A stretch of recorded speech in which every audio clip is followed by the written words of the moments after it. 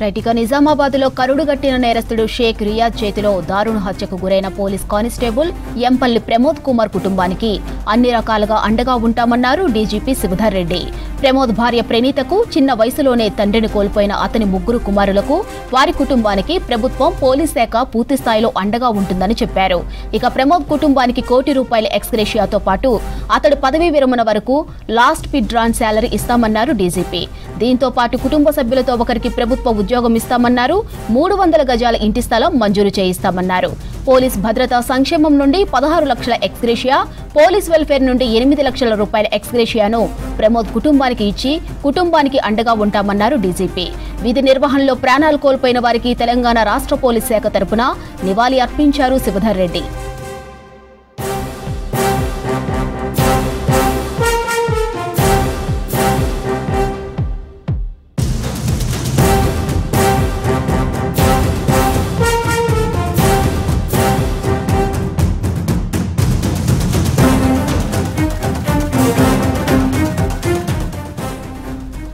నిజామాబాద్లో కరుడుగట్టిన నేరస్తుడు షేక్ రియాజ్ చేతిలో దారుణ హత్యకు గురైన పోలీస్ కానిస్టేబుల్ ఎంపల్లి ప్రమోద్ కుమార్ కుటుంబానికి అన్ని రకాలుగా అండగా ఉంటామన్నారు డీజీపీ శివధర్ రెడ్డి.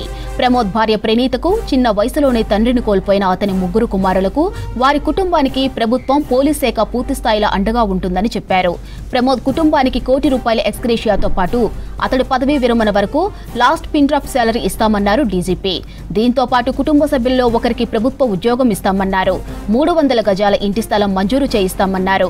పోలీస్ భద్రతా సంక్షేమం నుండి 16 లక్షల ఎక్స్గ్రేషియా, పోలీస్ వెల్ఫేర్ నుండి ₹8 లక్షల ఎక్స్గ్రేషియాను ప్రమోద్ కుటుంబానికి ఇచ్చి కుటుంబానికి అండగా ఉంటామన్నారు డీజీపీ. విధి నిర్వహణలో ప్రాణాలు కోల్పోయిన వారికి తెలంగాణ రాష్ట్ర పోలీస్ శాఖ తరపున నివాళి అర్పించారు శివధర్ రెడ్డి.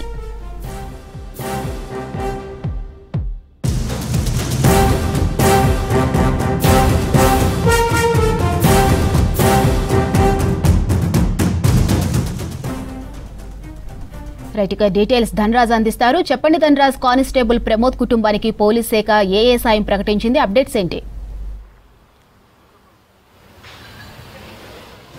నిజామాబాదు పోలీస్ కానిస్టేబుల్ ప్రమోద్ హత్యపైన కూడా డీజీపీ ఒక ప్రకటన కూడా చేయడం జరిగింది. ఎందుకంటే పోలీస్ శాఖలలో చాలా వరకు సుదీర్ఘంగా పనిచేసినటువంటి కానిస్టేబుల్ ప్రమోద్కు సంబంధించి ఇప్పటివరకు చూసినట్టయితే ఆయన లాండ్ ఆర్డర్కి సంబంధించిన వ్యవహారంలో కూడా పోలీస్ శాఖ చాలా కఠినంగా వ్యవహరిస్తుంది అంటూ డీజీపీ స్పష్టం చేయడం జరిగింది. దాంతోపాటు ఆ కుటుంబానికి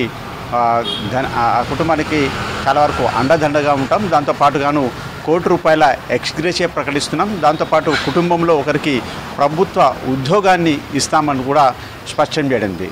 దాంతోపాటుగాను ముఖ్యంగా చూసినట్టయితే ఈ కుటుంబంలో సంబంధించి పోలీస్ భద్రత సంబంధించినటువంటి వ్యవహారంలో ఇప్పటివరకు ₹16 లక్షల ఎక్స్గ్రేషియా కూడా ప్రకటిస్తుంది. దాంతోపాటుగాను పోలీస్ వెల్ఫేర్ నుండి కూడా ₹8 లక్షల ఎక్స్గ్రేషియా కూడా చెల్లిస్తున్నట్టుగాను డీజీపీ స్పష్టం చేస్తున్నారు. దాంతోపాటు విధి నిర్వహణలో ప్రాణాలు కోల్పోయినటువంటి ఆయనకు పోలీస్ శాఖ నుంచి కూడా ఘనమైనటువంటి నివాళిని అర్పిస్తున్నామంటూ కూడా స్పష్టం చేశారు. దాంతో మొత్తం పోలీస్ శాఖలో తెలంగాణ లా అండ్ ఆర్డర్ను కాపాడే వ్యవహారంలో కూడా చాలా వరకు పోలీసులు చాలా కఠినంగా వ్యవహరిస్తామంటూ డీజీపీ శివధర్ రెడ్డి స్పష్టం చేయడం జరిగింది.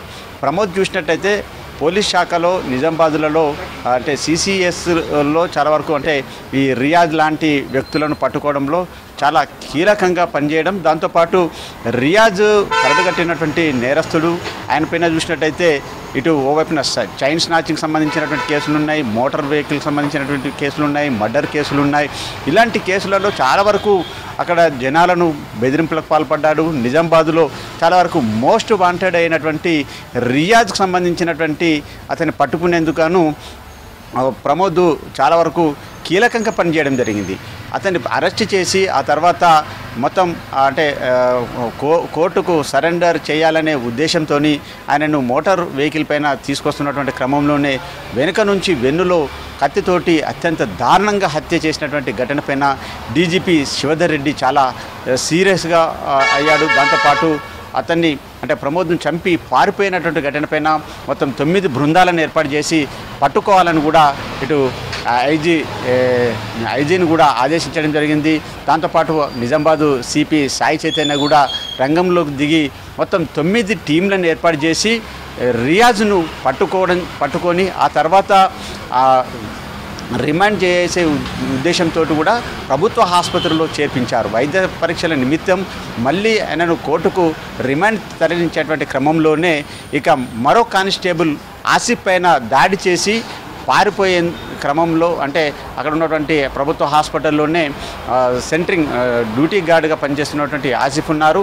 మరో కొంతమంది పోలీసులు ఉన్నటువంటి క్రమంలోనే అక్కడ మొత్తం ప్రతిఘటించి అక్కడ ఉన్న కానిస్టేబుల్ గన్నులు లాక్కొని అతని పైన కాల్పులు జరపడంతో పాటుగాను ఇతరులను పైన కూడా కాల్పులు జరిపితే పెద్ద ఎత్తున ప్రాణ నష్టం కూడా సంభవించేదని కూడా డీజీపీ స్పష్టం చేశారు. ఇలాంటి క్రమంలో మరి పోలీసులు వాళ్ళ ఆత్మరక్షణార్థం కోసం కూడా మరి రియాజ్ పైన కాల్పులు జరపడంతో అక్కడికక్కడే చనిపోవడం జరిగిందని డీజీపీ స్పష్టం చేస్తూ కూడా మొత్తం ఇలాంటి కరడుగట్టిన నేరస్తులు ఇంకా ఎవరున్నా కూడా చాలా వరకు కఠినంగా వ్యవహరిస్తాం. దాంతోపాటు శాంతి భద్రతలకు సంబంధించిన వ్యవహారంలో కూడా ఎలాంటి మినహాయింపు ఉండదు. అదేవిధంగా ప్రజల భద్రత సంబంధించిన వ్యవహారంలో చాలా కఠినంగా వ్యవహరిస్తామంటూ కూడా ఇప్పటికే డీజీపీ స్పష్టం చేయడం జరిగింది. దాంతోపాటు ఇక ప్రమోద్ కుటుంబానికి అండదండగా ఉండేందుకు గాను మొత్తం పలు విధాలుగా ఎక్స్గ్రేషియాను కూడా ప్రకటించుతూ ఆ కుటుంబానికి ₹1 కూడా ఇస్తున్నట్లుగా చెప్పడం జరిగింది. దాంతోపాటు